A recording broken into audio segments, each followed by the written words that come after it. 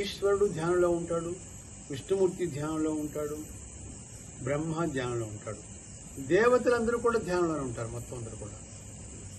అది ఎం బ్రహ్మ వరుణేంద్ర రుద్రమర్త అంటే ఆ శ్లోకం ఋగ్వేదం నుంచి తీసుకోబడింది. ఆ శ్లోకాన్ని అందరూ ధ్యానం చేస్తారు. మరి మానవులు ఎందుకు ధ్యానం చేయట్లేదు?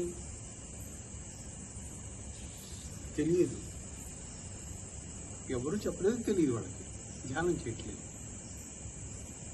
అందరూ కూడా కాలక్రమంగా మర్చిపోయారు. అందరూ కూడా ప్రాపంచంలో పడిపోయి, ప్రపంచం అనుకుని ఇందులో పడిపోయి పాపం మర్చిపోయారు ధ్యానంలో. మళ్ళీ నెమ్మదిగా వస్తున్నారు. పత్తిసారి గారి యొక్క ధ్యాన వేమన పద్యాలు నన్ను బాగా అట్రాక్ట్ చేశాయి.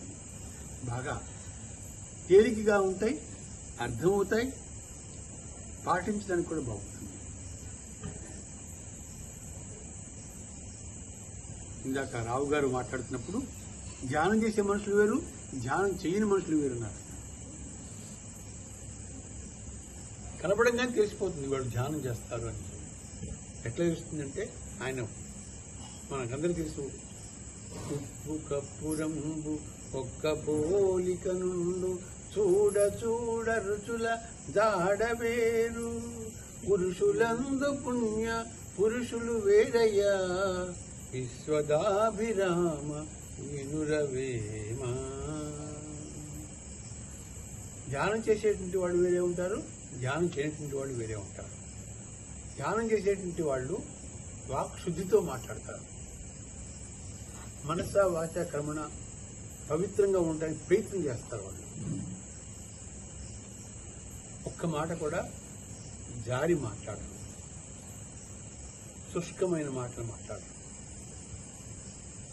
ఆయన ఆ పద్యం చెప్పిన తర్వాత నీవెవరు అని చెప్పి రమణ మహర్షి ఎలా అయితే అంటారో పత్తిసారి గారు చెప్పాడు. నువ్వు ఆత్మవిరా అన్నారు, నువ్వు దేవుడురా అన్నారు.